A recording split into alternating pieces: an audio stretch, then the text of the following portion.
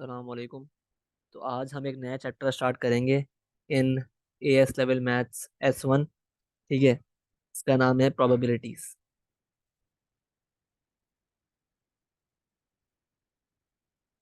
ठीक है, तो स्टार्ट करते हैं। तो प्रोबेबिलिटीज क्या होती है? ये बेसिकली मतलब क्या होता है? It is the chances of an occurrence of an event, कि एक इवेंट के अकर होने के कितने चांसेस हैं, इसको हम बोलते हैं बेसिकली प्रोबेबिलिटी। ठीक है, मतलब जैसे हम एक डाई रोल करते हैं।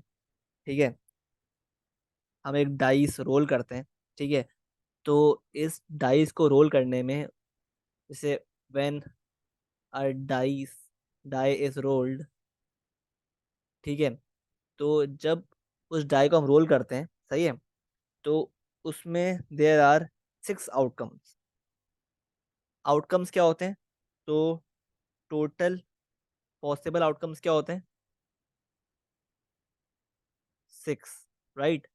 उसमें से कोई एक नंबर ही आता है ना, कोई एक नंबर ही आता है। ठीक है, तो thus obtaining any number, the probability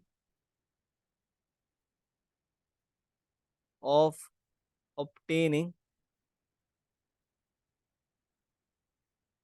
any number of the die is 1/6। ठीक है, सिमिलरली अगर हमारे पास, एक और एग्जांपल देता हूँ आपको। सिमिलरली अगर मेरे पास एक क्वाइन है, ठीक है, तो अब क्वाइन के केस में, जब क्वाइन को टॉस करते हैं हम, तो क्वाइन के केस में हमारे पास दो पॉसिबिलिटीज हैं, या हेड्स या टेल। ठीक है, इनमें से कोई कुछ आएगा। ठीक है, तो हेड या टेल को ऑब्टेन करने की जो प्रोबेबिलिटी है वो क्या होगी? 1/2 और 1/2, क्योंकि दो ही पॉसिबिलिटीज है हमारे पास, उनमें से या तो हेड आएगा या टेल आएगा। तो thus the probability of obtaining a head और अ टेल इज 1/2, 1/2। ठीक है, तो इससे हमें पता लगा भाई कि प्रोबेबिलिटी की का जो फॉर्मूला होता है ना, वो क्या होता है? वो होता है number of favourable outcome upon total number of events.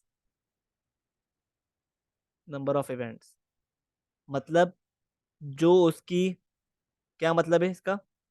कि जो उस इवेंट की जितने भी पॉसिबल आउटकम्स है ना, वो नीचे आएंगे और ऊपर आएगा जो आउटकम आपको रिक्वायर्ड है, विच यू रिक्वायर। तो ये है फॉर्मूले का मतलब, सही? ठीक है, प्रोबेबिलिटी का, सही है। तो ये है एक intro of the chapter of probability, कि हम किस तरह प्रोबेबिलिटी को कैलकुलेट करते हैं। तो लेट से मेरे पास एक क्वेश्चन है, सही है। क्वेश्चन है कि यार, एक पेंसिल बॉक्स है, उसमें मेरे पास 3 पेन्स हैं और 2 पेंसिलें हैं, पेंसिल्स, और एक शॉर्पनर है, सही है, और 5 इरेजर है।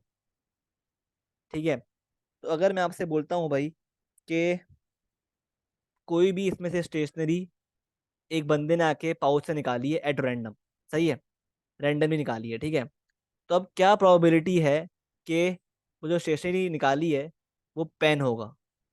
तो आप क्या करोगे प्रोबेबिलिटी निकालने के लिए?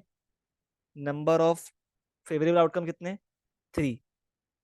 3 अपॉन क्या कर दोगे? Total number of outcomes. तो इन सबको ऐड कर दोगे, 3 + 2 5 + 1 6 +5 11। तो 3/11 प्रोबेबिलिटी है कि हमारे पास जो बंदा निकालेगा स्टेशनरी, वो पेन हो। ठीक है, सही है। सिमिलरली अगर मैं आपसे बोलूं यार कि बताओ क्या प्रोबेबिलिटी है कि वो जो स्टेशनरी निकाल रहा है वो पेंसिल हो। तो क्या हो रहेगी प्रोबेबिलिटी? 2/11। सही है, सही है। सिमिलरली अगर बात करें शॉर्पनर की, तो इसमें हो रहेगी प्रोबेबिलिटी 1/11। ठीक है, एंड लाइक वाइज। सही है।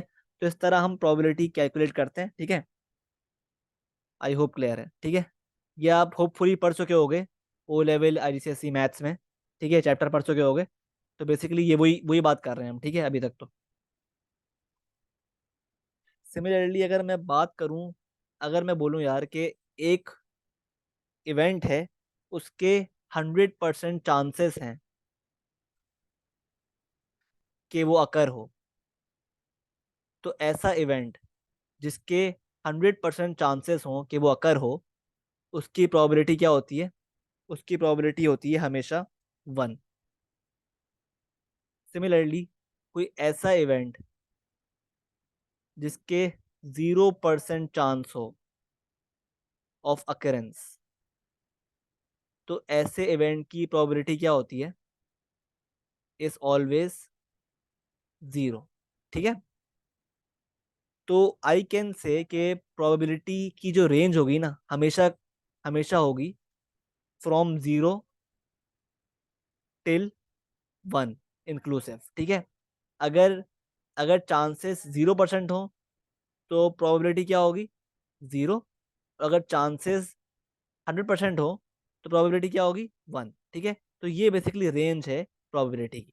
ठीक है, तो अगर लेट से मैं आपसे बोलता हूँ, क्वेश्चन आता है आपके पास कि एक एक बैग है,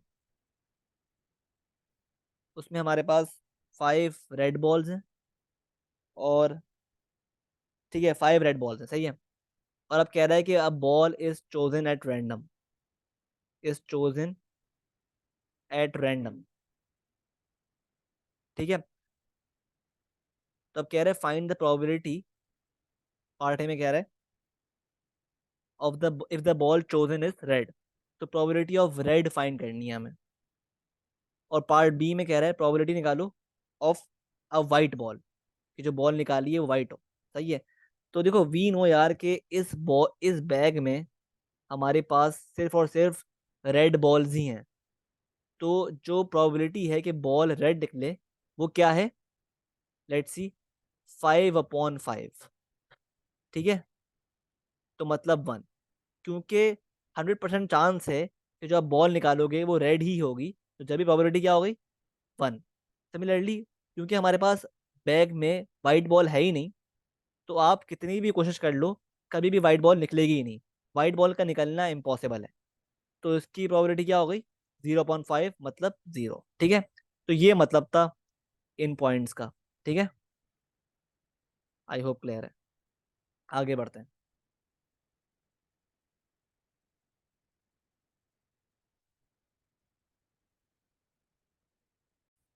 अच्छा, ये पॉइंट लिख लो अपने पास।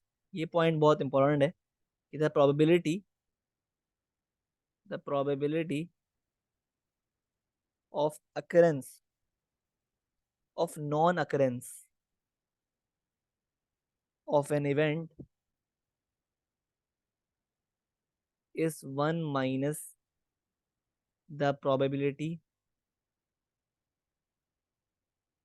of occurrence of that event। ठीक है, तो क्या मतलब है इसका? कि probability of non occurrence of an event is equal to 1 minus probability of occurrence of that event। ठीक है, ये आपको याद करना है। ठीक है, याद रखना है। सही है, जो कि कॉमन सेंस है, कोई लॉजिक, कोई रॉकेट साइंस नहीं है ये। ठीक है, बहुत ही क्लियर लॉजिक है भाई। के क्यों क्लियर लॉजिक है? Let's see. भाई देखो, अगर मैं बोलूँ यार, अगर मैं बोलता हूँ कि probability that it will rain today, it will rain on Monday, rain on Monday is let's say 1/5। तो मुझे बताओ, find the probability that it will not rain on Monday, not rain on Monday. तो ये obviously क्या होगी? देखो, probability of occurrence of event क्या है? 1/5। तो probability of not occurrence of event क्या होगी? अगेन 1 माइनस पी अप्लाई कर दो, तो 1 - 1/5 क्या आ रहा है? 4/5। तो ये आपके पास क्या हो गई? प्रोबेबिलिटी ऑफ नॉट अकरेंस और non occurrence of an event. ठीक है, तो ये मतलब है इस पॉइंट का। सही है, ठीक है, आई होप क्लियर है।